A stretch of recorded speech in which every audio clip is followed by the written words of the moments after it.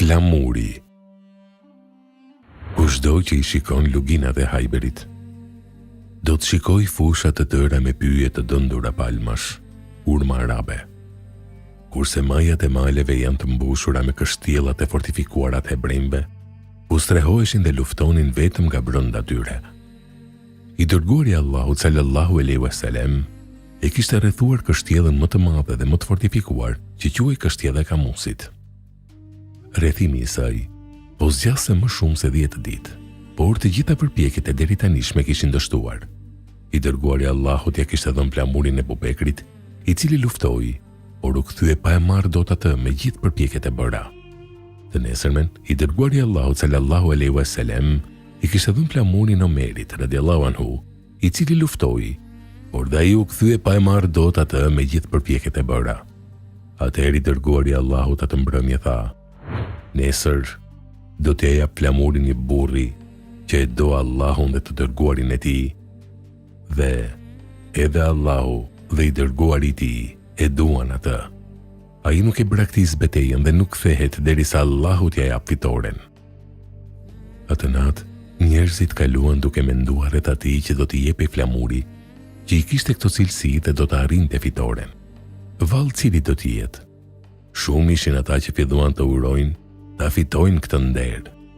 Të gjitha ata burra që kishin vlerë dhe pozitë tek Allahu i Madhërisëm, shpresonin që ta kishin këtë nder. Ajsa Omeri radiallahu anhu tha: se kam dëshiruar asnjëherë të jem unë prisi përveç asaj dite.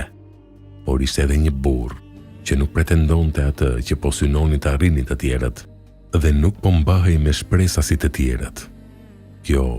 Jo për shkak se kishte më pak vlera se të tjerët, pasi ai zotëronte të gjitha vlerat dhe as për shkak se nuk kishte vullnet, pasi ai printe para të gjithëve drejt çdo mirësie.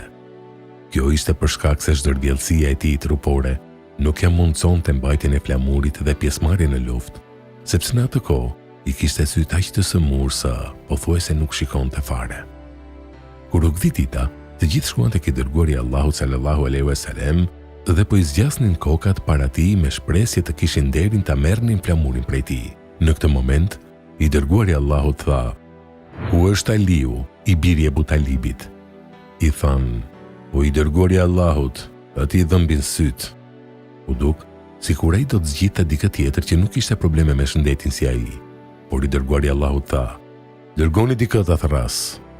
Aliun radiallahu anhu e sollën tek pejgamberi sallallahu alaihi wasallam dhe ja vendosën kokën në prerin e tij. Vendosi pak pështym në duart e veta, e më pas ja fërkoi syt Aliut radiallahu anhu, i cili u ngrit dhe syt tashmë ishin shëruar plotësisht. I dërguari Allahut i afroi flamurin dhe i tha: nisu dhe mos u kthe mbrapsht, derisa Allahu të ta japi fitoren. Aliu radiallahu anhu u nis me nxitim me flamurin në dorë, kurse njerëzit që ndihnin nga pas. Pasi bëri pak rrugë, u ndal në vend dhe pa e kthyer kokën tha me zë të lartë: o i dërguari Allahut, për çfarë do t'i luftoj njerëzit? A t'i luftoj që të jenë si ne? I dërguari Allahut i tha me një zë që e dëgjoi Aliu dhe të gjithë ata që ishin me të: nisu dhe shko derisa të arrish tek sheshi i tyre. Pastaj ftoi ata të hyjnë në Islam dhe tregoju se çfarë detyrash kanë ndaj Zotit, se e pasha Allahun, nëse Allahu ta mundson që të bëhesh shkak që qoftë edhe një burr i vetëm të hyjë në Islam, kjo është më e mirë për ty se të mirat e gjithë botës. I dashuri i Allahut dhe i të dërguarit të tij u nis me flamurin në dorë dhe e nguli atë poshtë kalas. I ftoi ata të hynin në Islam dhe u tregoi detyrimet që kishin ndaj Zotit. Por ata zgjodhën luftën, e ai i luftoi derisa Allahu ja dha fitoren atij në atë ditë të bekuar.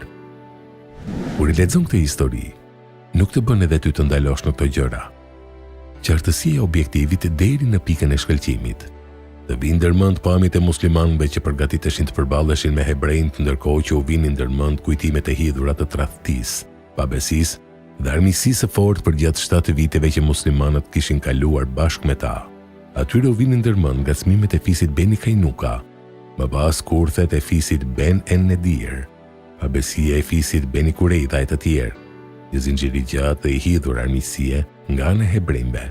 Megjithatë, muslimanët nuk synonin hakmarrjen në përballjen me ta në betejë.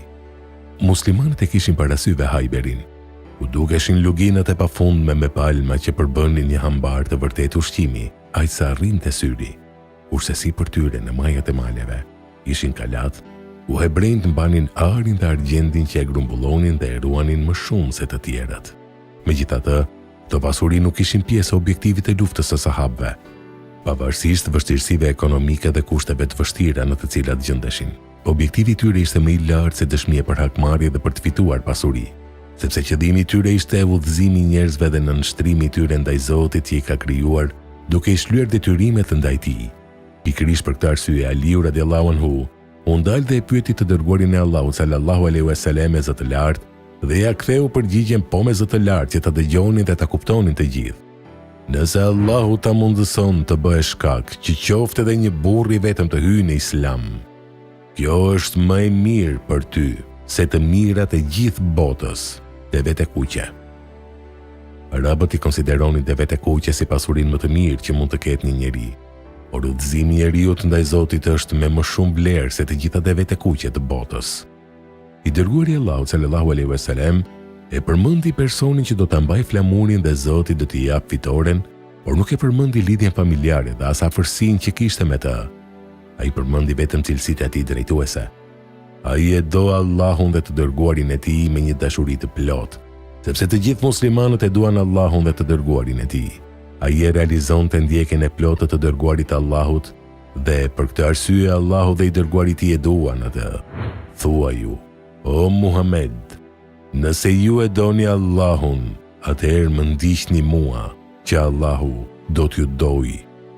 Ai ishte trim që nuk të riqe nga betejë, por vallë, a gjente vend më të mirë trimëria dhe guximi se zemra e Aliut radhiyallahu anhu. Ta tregues dhe cilësi madhështore ishin ato që e kualifikuan Aliun, edhe pse nuk ishte i pranishëm dhe i dhan atij përparësi, edhe pse nuk e kishte kërkuar një gjë të tillë, dhe arriti një fitore të madhe që as ai dhe as të tjerët nuk mendonin atë ditë se do të ishte pikërisht ai që do të arrinte një gjë të tillë. Duke na treguar për arritjen e madhe që do ta realizojë ky person, që i përmend cilësitë dhe aftësitë e tij, na mëson se suksesi i popujve dhe i shoqërive është i kushtëzuar me dhënien e përgjegjësive atyre që janë të aftë dhe me cilësitë e duhura për t'i mbajtur ato përgjegjësi. Po ashtu, dështimi është i sigurt kur këto përgjegjësi u jepen personave të paaftë dhe të dobët për shkak të misive ose për të bërë ndere. Profeti sallallahu alaihi wasallam thot: kur i jepet pozita, përgjegjësia, atyre që nuk janë të aftë për të, atëherë priteni kiametin. Fryma e konkurrencës për të mirë mes shokëve të profetit sallallahu alaihi wasallam. Posti dhe pozita nuk kanë qenë synim të objektivit tyre, por kur i dërguari i Allahut i përmendi cilësitë e tij, atë natë njerëzit e kaluan duke menduar dhe kur u gdhi dita, të gjithë shkuan tek i dërguari i Allahut dhe po i zgjasnin kokat para tij me shpresë të kishte nderin të merrnin flamurin prej tij. Të gjithë ndjeshin si Omeri radhiyallahu anhu që tha: se kam dëshiruar asnjëherë që të jem unë prisi përveç asaj dite, duke synuar të fitoj dashurinë e Allahut dhe të dërguarit të tij. Ata nxitojnë të bëjnë vepra të mira dhe për këto punë janë të parat, si hariqi dhe përgëzim për Aliun radhiyallahu anhu, prisin e besimtarve, këmbët e të cilit ecnin mbi tokë, kurse në qiell dëshmoi për dashurinë e Zotit dhe të dërguarit të tij për të.